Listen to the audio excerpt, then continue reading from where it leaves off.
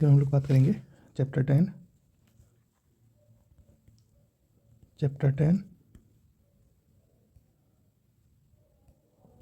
Lecture 1 की। ठीक है, इस लेक्चर में हम लोग मेनली क्या देखेंगे, चोला, चेरा एंड पांड्या। ये मेनली किस साइड था, चोला, चेरा और पांड्या मेनली ये डीप साउथ की तरफ था। इसमें शुरू करते हैं हम लोग क्या, unlike the northern part of the India, northern part of India की तरफ which went under urbanisation and witness development in every domain, southern India lagged. इसमें क्या बात हुई कि जो चीज़ें हम नॉर्दर्न पार्ट में देख रहे थे, जो डेवलपमेंट नॉर्दर्न पार्ट में था, वो डेवलपमेंट या वो अर्बनाइजेशन क्या था, साउदर्न पार्ट में नहीं था। The development has here started 300 years later when the northern was already developed. यहाँ क्या हुआ, साउथ पार्ट में क्या हुआ, जो भी डेवलपमेंट स्टार्ट हुआ वो 3 साल बाद स्टार्ट हुआ नॉर्थ पार्ट से। जो नॉर्थ पार्ट में 3 साल पहले ऑलरेडी डेवलप हो चुका था, वो 3 साल बाद यहाँ 300 साल बाद यहाँ से शुरू हुआ। ठीक है, कहने का मतलब है कि जो भी डेवलपमेंट नॉर्दर्न पार्ट में था, इंडिया के डेवलपमेंट जो भी नॉर्दर्न पार्ट में था, वो साउथ में बहुत लेट से पहुंचा, मीन्स 300 साल बाद पहुंचा। Before this period south India was dominated by the, इस पीरियड से पहले साउथ इंडिया किसके साथ डोमिनेटेड था, मेगालिथिक कल्चर के साथ, विच कंटिन्यू टिल 200 BC। मीन्स इससे पहले क्या था कि जो भी इससे पहले क्या था, साउथ इंडिया किसके साथ डोमिनेटेड था, मेगालिथिक कल्चर के साथ। मेगालिथिक कल्चर मतलब, कहने का मतलब है कि जो मेगालिथिक चीज़ें में चल रही थी, जैसे स्टोन एज चल रहा था, या फिर हम आ जाते हैं ब्रॉन्ज एज पे, उस टाइम पे जो चीज़ें चल रही थी, वही चीज़ें चल रही थी कहाँ पर, साउथ इंडिया में। ठीक है, क्यों, क्योंकि 300 साल बाद यहाँ पर अर्बनाइजेशन आना शुरू हुआ। जो चीज़ें नॉर्थ इंडिया में 300 साल पहले देख लिया था, जैसे अर्बनाइजेशन देख लिया, जैसे डेवलपमेंट देख लिया, वही चीज़ें यहाँ आते आते उसको 3 साल लग गया। ठीक है, 300 साल मतलब इससे पहले, डेवलपमेंट होने से पहले, इस पीरियड आने से पहले क्या था, यहाँ पर मेगालिथिक एज चल रहा था, मेगालिथिक कल्चर चल रहा था। अब मेगालिथिक कल्चर का क्या मतलब है कि यहाँ पर क्या हो रहा था, यहाँ पर वही हंटिंग हो रहा था, वही फिशिंग हो रहा था, या फिर कॉइन का कोई डेवलपमेंट नहीं था, या फिर लिटरेचर का कोई मेनली डेवलपमेंट नहीं था 300 साल पहले। ठीक है, the entire period stretching between 300 BC to 300 AD is known as Sangam period. ये पूरा पीरियड को जब इसको पूरा स्ट्रेच करें तो 300 BC से लेकर के 300 AD, इसको क्या बोलते हैं हम लोग, इसको मेनली बोलते हैं हम लोग संगम एज। क्या बोलते हैं, संगम पीरियड। ये 300 से लेकर के 300 BC से लेकर के 300 AD तक को क्या बोलते हैं, संगम पीरियड बोलते हैं। ड्यूरिंग दिस पीरियड, इस पीरियड में political development started taking its course similar to what had already been structured in the northern state. इस पीरियड में क्या था, पॉलिटिकल डेवलपमेंट जो हो रहा था वो कैसे था, जो already structure in the northern state. Means जो पॉलिटिकल डेवलपमेंट कहाँ हो रखा था, नॉर्दर्न स्टेट में हो रखा था, वही सेम पॉलिटिकल डेवलपमेंट कहाँ हो रहा था, साउदर्न स्टेट में हो रहा था। ठीक है, उसके बाद अलॉन्ग दिस पॉलिटिकल ग्रोथ के साथ साथ the period was witnessed economic and literary development. इस पीरियड ने क्या देखा, इस पीरियड ने इकोनॉमिक और लिटरेरी डेवलपमेंट भी देखा, मीन्स लिटरेचर का डेवलपमेंट भी देखा। कैसे देखा, the literary works compose during this age, जो भी लिटरेरी वर्क कंपोज हुआ इस एज में, gives us an idea about how the period of flourished with time. Means ये एक आइडिया देता है, जो भी लिटरेरी वर्क कंपोज हुआ इस टाइम पे, किस टाइम पे, मीन्स ये डेवलपमेंट के टाइम पे, पॉलिटिकल डेवलपमेंट जिस टाइम में चल रहा था, वो क्या बताता है कि किस तरीके से पीरियड फ्लोरिस्ट हुआ टाइम के साथ, मीन्स टाइम के साथ कैसे कैसे पीरियड आगे बढ़ा। इन द संगम एज में क्या देखते हैं, there were 3 kingdoms in the South India, namely 3 kingdom था मेनली। कौन कौन सा, चोला, कौन कौन सा किंगडम था, चोला, चेरा एंड पांड्या। ये 3 किंगडम था मेनली किस एज में, संगम एज के टाइम पे। एंशेंट इंडिया में संगम एज के टाइम पे क्या था, मेनली ये चोला, चेरा और पांड्या किंगडम चल रहा था। ठीक है, साउथ इंडिया में क्या है, South Indian megalithic culture 10,000 to 300 BC तक चला। Megalithic culture is identified by its burial state. अब मेगालिथिक कल्चर भी कैसे समझ में आता है कि वहाँ मेगालिथिक कल्चर चल रहा था, उसके ग्रेवयार्ड के थ्रू, मीन्स उसके ग्रेवयार्ड को देखने के बाद क्या होता है, ये पता चलता है कि उस टाइम पे क्या चल रहा था, ब्यूरियल, उस टाइम पे क्या चल रहा था, मेगालिथिक कल्चर चल रहा था, which use to be surrounded by big stone. जो ब्यूरियल साइड था या फिर जहाँ पर ग्रेवयार्ड था, वो उसको क्या करते थे लोग, बड़े बड़े स्टोन से क्या करते थे, सराउंड कर देते थे। Megalithic people called megalithic builders. अब मेगालिथिक पीपल्स को क्या बुलाया जाता था, मेगालिथिक बिल्डर्स बुलाया जाता था। Different types of megaliths were erected to protect the dead body. बहुत तरह का मेगालिथ बनाया जाता था ताकि क्या हो सके, वो डेड बॉडी जो है उसको प्रोटेक्ट किया जा सके। Pottery, black and red ware and iron tools were found in their graves. क्या क्या देखने को मिला, pottery, black and red wares, iron tools were found in the graves. उसके ग्रेव में क्या देखने को मिला है, पोट्री देखने को मिला है, ब्लैक एंड रेड वेयर देखने को मिला है, आयरन टूल्स देखने को मिला है। और इससे ये क्या पता चलता है, ये सारी चीज़ें देखने के बाद क्या पता चलता है कि जो भी लोग थे वहाँ पे साउथ में, डीप साउथ में, वो किसके ऊपर बिलीव करते थे, आफ्टर डेथ के ऊपर बिलीव करते थे। मीन्स डेथ के बाद क्या होगा, ये सारी चीज़ें यूज आएगा, जैसे टूल्स यूज में आएगा, पोट्री यूज में आएगा, black and red where use में आएगा। तो इनको देख करके ये पता चलता है कि लोग क्या किस पे बिलीव करते थे, लाइफ आफ्टर डेथ के ऊपर बिलीव करते थे। Iron tools that are found in the megalithic graves are arrowhead. जो भी आयरन टूल्स देखने को मिला है मेगालिथिक ग्रेव्स में वो क्या क्या है? एरोहेड्स, स्पेयर हेड्स, सिकल्स, हुस, ये सारी चीज़ देखने को मिला है कहाँ? मीन्स उसके मेगालिथिक ग्रेव्स में। Hunting tools were found more than agriculture tools. कहने का मतलब क्या है कि उस टाइम में ग्रेव में क्या देखने को मिला है? हंटिंग टूल्स ज़्यादा देखने को मिला है एग्रीकल्चर टूल्स से। इसका कहने का मतलब ये है कि एग्रीकल्चर बहुत कम मात्रा में हो रहा था, एग्रीकल्चर का प्रैक्टिस बहुत कम हो रहा था। Advanced agriculture was not practised here, मतलब यहाँ पर एडवांस एग्रीकल्चर प्रैक्टिस नहीं हो रहा था। मतलब अभी हम लोगों ने इसके पहले क्या डिस्कस करा? इसके पहले ये डिस्कस करा कि वहाँ पर मेगालिथिक चीज़ें चल रही थी। मीन्स वही हंटिंग चल रही थी, वही फिशिंग चल रही थी, या फिर वही मीन्स कैटल को चराना चल रहा था, ग्रेजिंग पैटर्न चल रहा था, पेट्रोनाइजिंग पैटर्न चल रहा था। ठीक है, तो वहाँ पर क्या होता है? एग्रीकल्चर का उस एडवांस एग्रीकल्चर प्रैक्टिस तो हो रही थी, लेकिन उस एडवांस लेवल तक प्रैक्टिस नहीं हो रही थी। अब ये सब चीज़ें हमें कहाँ से पता चलता है? ये सब चीज़ें हमें पता चलता है ब्यूरियल साइट से, मीन्स ग्रेवयार्ड से पता चलता है। और मेगालिथ को क्या बोलते हैं? मेगालिथिक पीपल को क्या बोलते हैं? मेगालिथिक बिल्डर्स बोलते थे। Their burials have certain pattern of example. In the area of south Tamil Nadu there was an urn burial pattern and in the other area a pit and cist burial was found. अब देखते हैं burial किस किस तरह का देखने को मिला है। ब्यूरल देखने को मिला है साउदर्न तमिलनाडु में अर्न ब्यूरल, और कृष्णा गोदावरी वैली में क्या देखने को मिला है? सिस्ट ब्यूरल और पीट ब्यूरल। अब अर्न ब्यूरल को किससे सराउंड किया जाता था? Not surrounded by stone. Earn burial को स्टोन से सराउंड नहीं किया जाता था, लेकिन जो भी कृष्णा और गोदावरी वैली में देखने को मिला है सिस्ट ब्यूरल या पीट ब्यूरल, वहाँ क्या देखने को मिला है? वहाँ पर स्टोन से उसको सराउंड कर देते थे। किसको? ब्यूरल को, ग्रेवयार्ड को स्टोन से सराउंड कर देते थे। In south India the stone age was followed by megalithic culture which is characterized by the use of iron. South India में क्या देखते हैं? जो भी स्टोन एज है उसको किसके किसके साथ फॉलो करता है? स्टोन एज के साथ साथ क्या चला? मेगालिथिक पीरियड चला, मेगालिथिक कल्चर चला, जो कि आयरन के यूज से कैरेक्टराइज होता है। The economy was pastoral agriculture, means गांव वाला इकोनॉमी चल रहा था। मीन्स वही कैटल को चराना, कैटल को बेचना, या फिर कहने का मतलब है कि हंटिंग, फिशिंग, ये सारी चीज़ें चल रही थी। मतलब चीज़ें उतने लेवल तक एडवांस नहीं हो रखी थी। Megalithic builders were living on slopes of the hills because area under cultivation were less use and less use of iron. मतलब जो भी मेगालिथिक बिल्डर्स थे, जो भी मेगालिथिक पीपल्स थे, वो कहाँ रहते थे? हिल्स के ऊपर रहते थे। क्यों हिल्स के ऊपर रहते थे? क्योंकि जो भी एरिया कल्टिवेशन के अंदर था वो बहुत कम एरिया था। क्यों अब कल्टिवेशन का एरिया कम था? क्योंकि हम लोग अगर साउथ की तरफ जाएँ, मेनली क्या है? मेनली वो किसके साथ सराउंडेड है? मेनली वो सराउंडेड है आपके वाटर बॉडीज के साथ, मतलब सी के साथ सराउंडेड है। इसके कारण क्या था? वहाँ लैंड एरिया बहुत कम था। लैंड एरिया कम होने के कारण क्या हुआ? कल्टिवेशन या अंडर कल्टिवेशन जो भी एरिया था वो बहुत कम था। इसलिए लोग क्या करते थे? मेगालिथिक बिल्डर्स वो हिल्स के ऊपर जाकर के या स्लोप्स के ऊपर जाकर के रहते थे। यूज टू लेस यूज, इसलिए जब कल्टिवेशन कम हुआ तो आयरन का यूज कम हुआ। मेनली उस टाइम में लोग क्या करते थे? मेनली उस टाइम में लोग आयरन का यूज कब करते थे? जब कल्टिवेशन करना होता तो उस टाइम पे यूज करते थे आयरन का। जब कल्टिवेशन के लिए एरिया कम हो तो वो क्या होगा? जब कल्टिवेशन के लिए एरिया कम हो तो वहाँ पर आयरन का यूज कम होता था। These cultures were developed in the uplands of peninsular India and core of this culture is eastern coast of Andhra Pradesh. मतलब क्या, ये कल्चर मेनली डेवलप कहाँ होता था? Upland of peninsular India, peninsular India के ऊपर में, पेनिसुलर इंडिया जो है उसके ऊपर वाले लैंड पे क्या होता था? ये कल्चर डेवलपमेंट, मेगालिथिक कल्चर देखने को मिला, डेवलप होने को होता है या देखने को मिला। And the core of this culture, और इस कल्चर का कोर कहाँ है? Is the eastern coast of Andhra Pradesh. कहाँ? आंध्र प्रदेश के ईस्टर्न कोस्ट पे। Prominent sites that have yielded megalithic burials include Brahmagiri, Maski, Adichanallur, Junapani near Nagpur. मतलब ये प्रोमिनेंट साइट्स, ये सब जो मेगालिथिक ब्यूरल्स का है वो कहाँ कहाँ देखने को मिला है?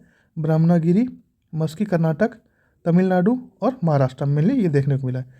अब देखते हैं कि स्टेट फॉर्मेशन का क्या ऑप्शन था, या फिर स्टेट कैसे फॉर्मेशन होता था। State formation in south India and rise of civilisation. अब धीरे धीरे क्या हुआ? स्टेट फॉर्मेशन होना शुरू हुआ। कैसे कैसे, क्यों, और कैसे कैसे सिविलाइज होना शुरू हुआ। There are 3 reason for state formation. 3 reason था स्टेट फॉर्मेशन का। क्या क्या रीजन था? पहला रीजन देखते हैं, interaction with North India. Means क्या हुआ? धीरे धीरे लोग क्या होने लगे? नॉर्थ इंडिया के साथ इंटरेक्ट कर रहे हैं। क्योंकि क्या था, जहाँ साउथ इंडिया 300 साल पीछे था, वही 300 साल पहले क्या हो रखा था नॉर्थ इंडिया में? नॉर्थ इंडिया में वही 300 साल पहले क्या हो रखा था? अर्बनाइजेशन हो रखा था, एग्रीकल्चर एडवांस लेवल पे था, चीज़ों का एक्सचेंज बहुत अच्छी तरीके से हो रहा था। तो क्या हुआ?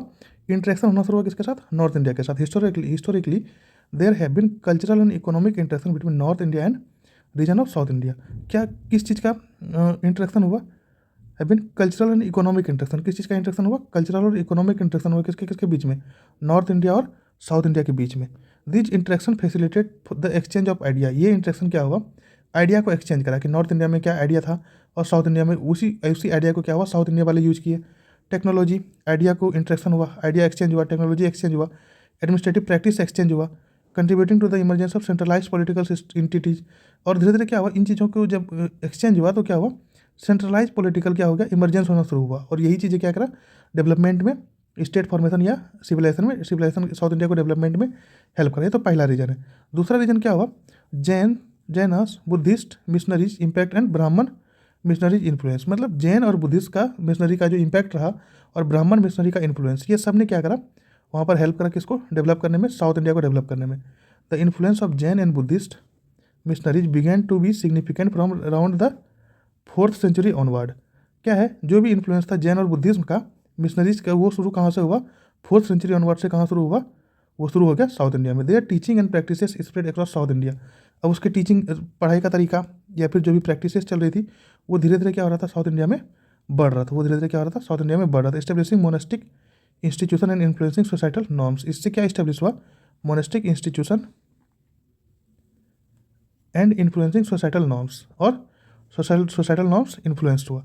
This influence played a role in shaping political structure and fostering a sense of community and identity among the population. ये इन्फ्लुएंस के कारण क्या हुआ, जो मोनेस्टिक इंस्टीट्यूशन बना या फिर जो भी जैन और बुद्धिस्ट का मिशनरीज था उसका इम्पैक्ट जो पड़ा, या फिर ब्राह्मण मिशनरीज का इन्फ्लुएंस जो पड़ा, उसके कारण क्या हुआ, ये इन्फ्लुएंस क्या किया, एक पॉलिटिकल स्ट्रक्चर को सेव करने में बहुत अच्छा रोल प्ले किया। और यहाँ से क्या बनने लगा, सेंस ऑफ कम्युनिटी, एक सेंस ऑफ कम्युनिटी लोगों में धीरे धीरे होने लगा, and identity among the population, और अपना अपना आइडेंटिटी उस पॉपुलेशन में दिखने लगा। ठीक है। Florist trade with Roman. तीसरा कारण क्या हो गया, पहला कारण तो क्या था कि नॉर्थ से जो क्या हो गया, मीन्स नॉर्थ से जो कॉन्टैक्ट हुआ, इंटरेक्शन हुआ साउथ वाले के साथ, तो वहाँ से डेवलपमेंट शुरू हुआ। दूसरा क्या हुआ, क्रिश्चियन मिशनरीज बना, मीन्स बुद्धिस्ट और जैनिज मिशनरीज का इम्पैक्ट पड़ा, ब्राह्मण का इन्फ्लुएंस हुआ। और तीसरा कारण क्या है कि ट्रेड जो हुआ किसके साथ, रोमन के साथ। Florist trade with Roman, means इसी के कारण क्या हुआ, वहाँ पर उन्नति होना शुरू हुआ। Flourishing trade particularly with Roman empire, जो रोमन एम्पायर के साथ ट्रेड होना शुरू हुआ, played a crucial role in development of urban centres and the accumulation of wealth in south India. जो भी ट्रेड होना शुरू हुआ रोमन एम्पायर में, played a crucial role in the development of urban centre. यही क्या प्ले किया, urban centre को डेवलपमेंट करने में रोल प्ले किया, and the accumulation of wealth in south India. और इसी के कारण क्या हुआ, साउथ इंडिया में वेल्थ का एक्यूमुलेशन, धन का एक्यूमुलेशन होना शुरू हुआ। क्या क्या हुआ, रोमन के साथ क्या हुआ, ट्रेड होना शुरू हुआ, रोमन एम्पायर के साथ ट्रेड होना शुरू हुआ। यही रोल क्या किसमें प्ले किया, अर्बन सेंटर को और वेल्थ को एक्यूमुलेशन में। अर्बन सेंटर जो एक्यूमुलेट हो रहा था या फिर वेल्थ जो एक्यूमुलेट हो रहा था, वो इसी के कारण। The ancient people of the megalith begins to reclaim the fertile land of the delta. जो एंशिएंट पीपल थे मेगालिथ का, उसने क्या करने लगा, जो भी फर्टाइल लैंड था उस डेल्टे को, उसको रिक्लेम करने लगा, उसको अपने कब्जे में लेने लगा। क्यों, क्योंकि धीरे धीरे क्या हो रहा था, धीरे धीरे चीज़ें बढ़ रही थी। बढ़ने का मतलब है धीरे धीरे चीज़ें क्या हो रही थी, लोगों को समझ आ रही थी। The southern passage known as दक्षिणी पथ गेन सिग्निफिकेंट इकोनॉमिक इंपॉर्टेंस। जो सॉदर्न पैसेज था, जैसे कि दक्षिण पथ, इसने क्या गेन किया, इसने गेन सिग्निफिकेंट इकोनॉमिक की इंपॉर्टेंस, इसने क्या किया, सिग्निफिकेंट इकोनॉमिक इंपॉर्टेंस को गेन किया। इसका आउटकम क्या हुआ, अब इन सारी चीज़ों का आउटकम क्या हुआ, एक्सचेंज ऑफ नॉलेज, नॉलेज का एक्सचेंज होना शुरू हुआ, एक्सचेंज ऑफ नॉलेज, उसके बाद ट्रेड एंड कल्चर, और नॉलेज का एक्सचेंज और ट्रेड एंड कल्चर होना शुरू हुआ। अब देखते हैं कि साउदर्न किंगडम को डेवलपमेंट ऑफ साउदर्न किंगडम का डेवलपमेंट कैसे हुआ। Spread of iron technology flourish the knowledge in southern India. जो भी क्या था, टेक्नोलॉजी था, जो भी आयरन का टेक्नोलॉजी था, यही जब फ्लो हुआ, इसी का नॉलेज जब लोगों तक पहुंची, तो वहाँ पर डेवलपमेंट होना शुरू हुआ, वहाँ पर टेक्नोलॉजी होना शुरू हुआ। The distribution of punch marked coin, PMC, the distribution of punch marked coin of Janapada का पंच मार्क्ड कॉइन का जो डिस्ट्रीब्यूशन हुआ, जैसे कि पंच मार्क्ड कॉइन जनपदा का, या किसका, मौर्यंस का या कुषाण का। इसने क्या करा, extended the trade in this region. और क्या करा, इन्होंने ही उस रीजन में क्या करा, ट्रेड को एक्सटेंड करना शुरू किया। उसके बाद देखते हैं एग्जिस्टेंस ऑफ साउदर्न किंगडम। क्या देखेंगे, एग्जिस्टेंस ऑफ साउदर्न किंगडम का एग्जिस्टेंस कैसे हुआ। अब ये कहाँ देखने को मिलता है हमें, एग्जिस्टेंस कैसे हुआ, ये देखने को मिलता है Megasthenes was known about the existence of Pandyas, whereas Ashokan inscription after the Cholas, Pandyas, Keralaputras and Satyaputras. जो मेगाथिन्स है, इसको बोला जाता है कि यहीं से पांड्यास का एग्जिस्टेंस होना शुरू हुआ। वेरेज अशोकन इंस्क्रिप्शन भी रेफर करता है चोलास, ये पांड्यास या केरल पुत्राजन सत्यपुत्रा का एग्जिस्टेंस को। एक तो मेगा कौन कौन प्रूव करता है कि एग्जिस्टेंस हो रहा था, किसके कौन कौन, एक तो मेगास्थेंस और दूसरा अशोका का इंस्क्रिप्शन दिखाता है कि चोला पांड्या और केरल पुत्रा और सत्यपुत्रा को का एग्जिस्टेंस हो रहा था। बट इन दिस डॉक्यूमेंट, अब इस डॉक्यूमेंट में only the name of southern kingdom were found, इस डॉक्यूमेंट में सिर्फ साउदर्न किंगडम का नेम देखने को मिलता है। Therefore for the detail knowledge के लिए इन किंगडम का we depend on Tamil literature, हमें किस पे ऊपर डिपेंड करना पड़ेगा, तमिल लिटरेचर के ऊपर डिपेंड करना पड़ेगा। This literature were made in assemblies which was known as Sangam, और यही लिटरेचर कहाँ बनता था, ये तमिल लिटरेचर कहाँ बनता था, ये तमिल लिटरेचर बनता था असेंबलीज में। उसी को क्या बोलते थे हम लोग, संगम बोला जाता था। उसको क्या बोला जाता था, संगम बोला जाता था। In south India Sangam is referred as Muchangam, Sangam को क्या बोला जाता था, मुचंगम बोला जाता था। साउथ इंडिया में संगम को क्या बोला जाता था, मुचंगम बोला जाता था। देयर वेयर 3 संगम है, 3 संगम हुआ। फर्स्ट संगम कहाँ हुआ, मदुरई में हुआ। फर्स्ट संगम कहाँ हुआ, attended by God and ligands. ऐसा बोला जाता है कि ये फर्स्ट संगम जो मदुरई में हुआ था उसको किसने अटेंड करा था, गॉड और लिगेंड्स ने क्या करा था, अटेंड करा था। सेकंड संगम कहाँ हुआ, कपटापुरम, कहाँ हुआ, कपटापुरम। इसमें कौन अटेंड किया था, attended by large number of poet. इसको किसने कौन कौन अटेंड करा था, लार्ज नंबर ऑफ पोएट ने अटेंड करा था। जैसे तोल्कापियार रिटन बाय तोल्कापियम, तोल्कापियार को किसने लिखा था, तोल्कापियार रिटन बाय तोल्कापियम ने लिखा था किसको, तोल्कापियार को। थर्ड संगम कहाँ हुआ था, मदुरई में हुआ था। इसको भी किसने अटेंड करा था, अटेंडेड बाय लार्ज पोएट के द्वारा इसको भी अटेंड किया गया था। और इसमें क्या लिखा गया, इटुटो गई और पुट्टू पुट्टू, इसमें क्या लिखा गया, इटुटो गई और पुट्टू पुट्टू, ये 2 लिटरेचर इसमें लिखा गया। मीन संगम का क्या मतलब है, संगम का सीधा मतलब है यहाँ पर लोग असेंबलीज के लिए आते थे, यहाँ पर असेंबली लिखते, उसमें क्या होता था, उसमें लिटरेचर का डेवलपमेंट होता था। All this Sangam were held on the royal patronage of Hardik Pandya and Krunal Pandya. यही जो संगम ये अभी जो ये किसके संरक्षण में है, हार्दिक पांड्या और कृणाल पांड्या के संरक्षण में है। ड्यूरिंग द थर्ड संगम के साथ टाइम पे Madathiruman was the Pandya king, कौन था पांड्या किंग का राजा, during the third kingdom Madathiruman was the Pandya king का राजा कौन था, मुदाथिरुमन कौन था, पांड्या किंग का राजा था। किस टाइम में, थर्ड संगम के टाइम पे। अब संगम लिटरेचर में कौन कौन है, Sangam literature contributes the understanding of southern history. Sangam literature क्या समझने में मदद करता है हमें कि साउथ का हिस्ट्री क्या रहा था, या फिर किस तरीके से हिस्ट्री रहा था साउथ का। Tolkappiyam stand is the oldest surviving Tamil grammar text. Tolkappiyam क्या है, तोल्कापियम ये क्या स्टैंड करता है कि सबसे ओल्डेस्ट तमिल ग्रामर टेक्स्ट है and holds the distinction of being the oldest extensive piece of Tamil literature that has endured. मतलब क्या है, तोल्कापियम ये क्या स्टैंड करता है कि सबसे ओल्डेस्ट जो सर्वाइविंग तमिल ग्रामर टेक्स्ट है वो किस में लिखा हुआ है, वो लिखा हुआ है तोल्कापियम में। And holds the distinction of being the oldest extensive pieces, और ये क्या डिस्टिंक्शन होल्ड करता है कि तमिल लिटरेचर का सबसे एक्सटेंसिव या सबसे ओल्डेस्ट पीस है। ठीक है, some attributes its authorship to a single individual known as Tolkappiyar. कुछ क्या एट्रीब्यूट करता है कि इसको जो ऑटरशिप है, इसको जो लिखने वाला वो कौन है, तोल्कापियार। उसके बाद purportedly a disciple of the Rigvedic sage Agastya, जो कि किसका डिसिप्लिन था, किसका डिसिपाइल था, वो ऋग्वेदिक सागा का अगस्त्या का डिसिपाइल था। कौन, तोल्कापियार। हमने क्या देखा था, थर्ड में क्या देखा था, सेकंड संगम में कौन था, तोल्कापियार रिटर्न बाय तोल्कापियम। तोल्कापियार को किसने लिखा था, तोल्कापियम ने लिखा था। ठीक है, सिंगल इंडिविजुअल नॉलेज तोल्कापियार। और ये कहाँ से, ये किसका डिसिप्लिन था, ऋग्वेदिक संत का अगस्त्या का। प्रिजर्व इन एक्सटेंट मनुस्क्रिप्ट, इसको किस में रखा गया है, एक्सटेंट मनुस्क्रिप्ट में रखा गया। तोल्कापियम इज स्ट्रक्चर्ड इनटू 3 वॉल्यूम्स। तोल्कापियम को 3 वॉल्यूम में। तोल्कापियम क्या है, तोल्कापियम ये बुक है, इसको लिखने वाला कौन है, इसको लिखने वाला तोल्कापियार है। तोल्कापियम बुक है और तोल्कापियार क्या है, लिखने वाला है। ठीक है, तोल्कापियम में स्ट्रक्चर इनटू 3 वॉल्यूम, इसको 3 वॉल्यूम में स्ट्रक्चर किया गया। क्या क्या, इच कंटेनिंग 9 चैप्टर, इसमें 9 चैप्टर है टोटल। 1610 सूत्र इन नूरपा मैटर। अब Ettuthokai, the Ettuthokai also refer to as 8 anthologies of Ettuthokai. मतलब इसमें 8 एंथ्रोलॉजी है इतुतोगोई का। Represent significant Tamil literature achievement within the larger framework of the 18 greater text. 18 greater text में से ये सिग्निफिकेंट तमिल लिटरेचर है, जो कि क्या रिप्रेजेंट करता है, लार्जर फ्रेमवर्क में सबसे ज़्यादा 18 ग्रेटर टेक्स्ट में ये सबसे ज़्यादा फ्रेमवर्क शो करता है किसमें, तमिल लिटरेचर में। उसके बाद among the earliest Tamil composition are the 8 anthologies Pattu Pattu and its companion anthology 10 idyll या Pattu Pattu means among the earliest Tamil composition.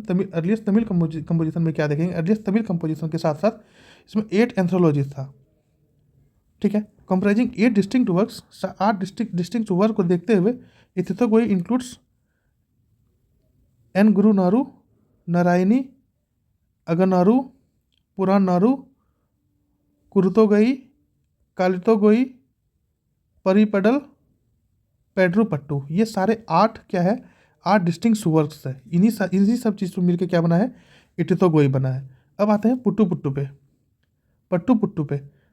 Pattu pattu also refer to as 10 एडियल्स या 10 पुट्टू पुट्टू। इसमें 10 पुट्टू पुट्टू मिला करके इसको एक पुट्टू पुट्टू बनाया। Comprise collection of 10 longer poem originating from Sangam periods of Tamil literature. Sangam periods of Tamil literature का जो संगम पीरियड्स चल रहा है, इस वहाँ से क्या ओरिजिनेट होता है, पुट्टू पुट्टू। और पुट्टू पुट्टू किसके कलेक्शन से, 10 लॉन्गर पोएम से कलेक्ट 10 लंबा पोएम को कलेक्ट करके बनाया गया क्या, Pattu Pattu. This poems range in length from 1000 to 100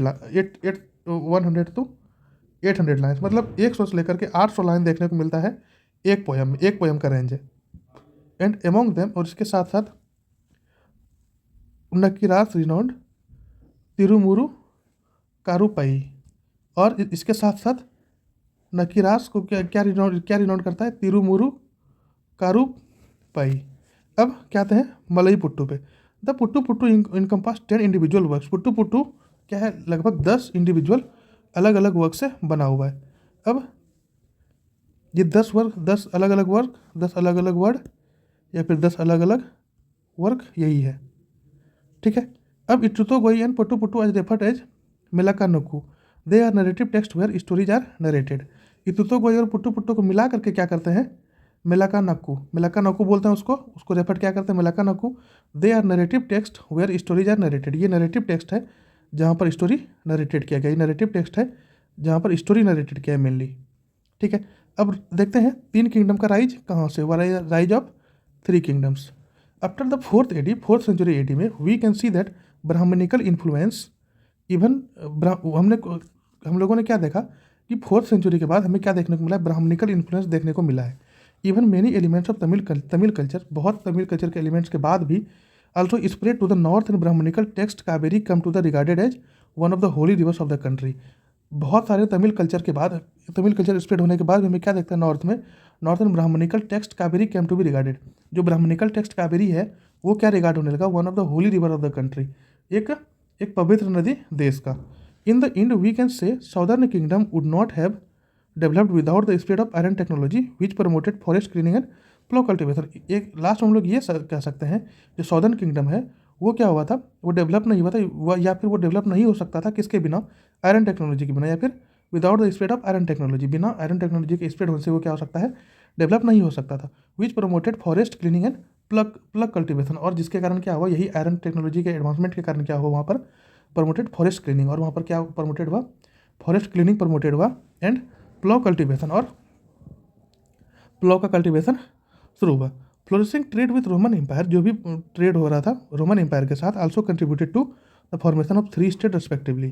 क्या हुआ, जो भी रोमन एम्पायर के साथ ट्रेड हो रहा था ये क्या कंट्रीब्यूट करता है, formation of 3 state respectively, 3 state का फॉर्मेशन को दर्शाता है रोमन एम्पायर के ट्रेड के साथ। 3 किंगडम क्या क्या था, पांड्या, चोला एंड चेरास किंगडम। अब पांड्या को देखते हैं, पांड्या में क्या है।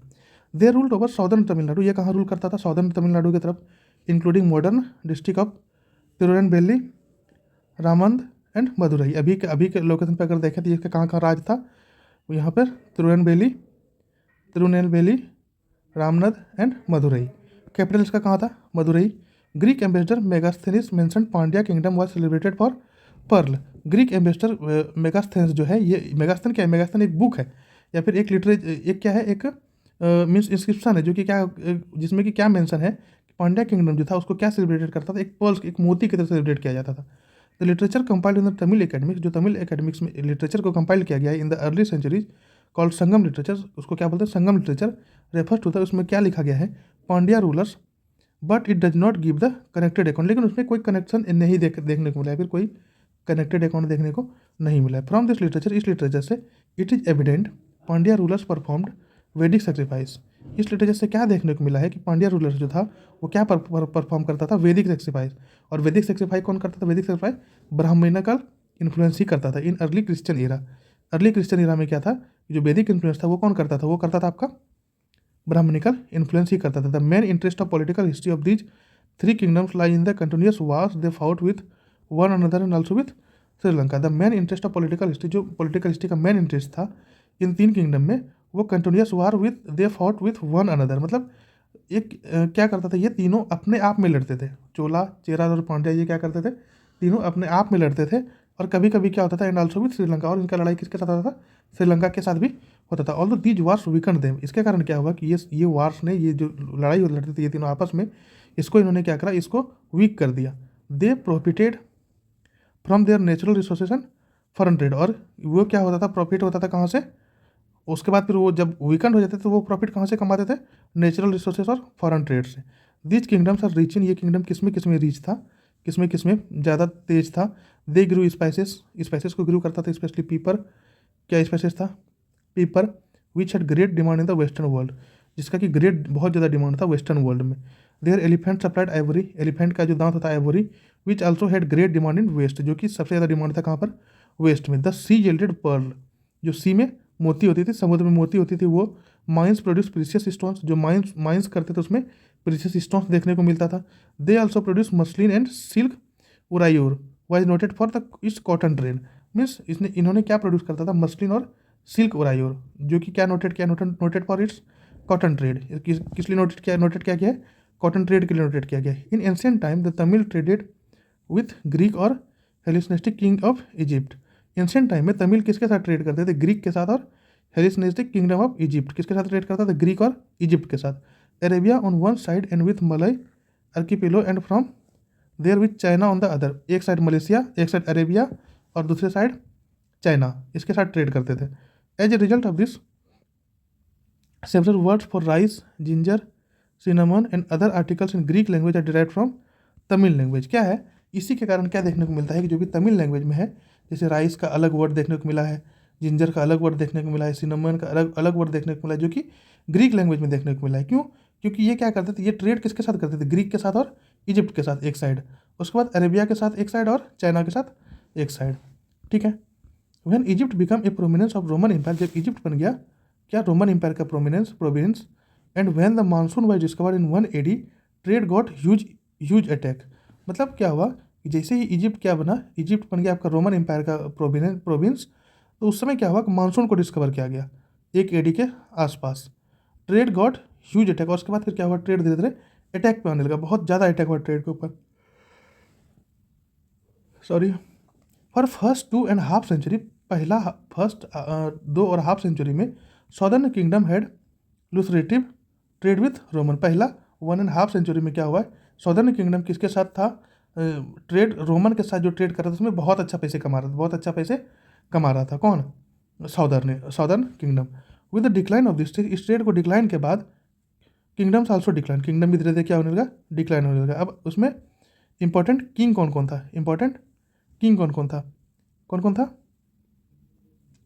मोडात्री, रोमन और अरियापदई कैदंतो। अरियापदई कैदंतो कौन कौन था किंग?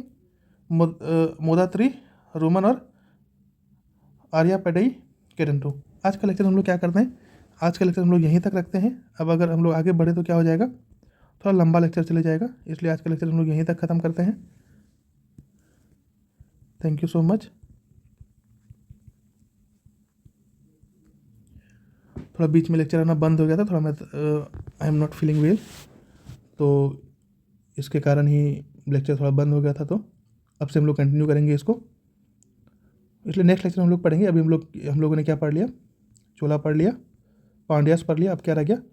चोलास एंड चेरास। ये हम लोग क्या करेंगे? नेक्स्ट लेक्चर में करेंगे, Cholas and Chera. Next lecture क्या हो जाएगा? चैप्टर 10 का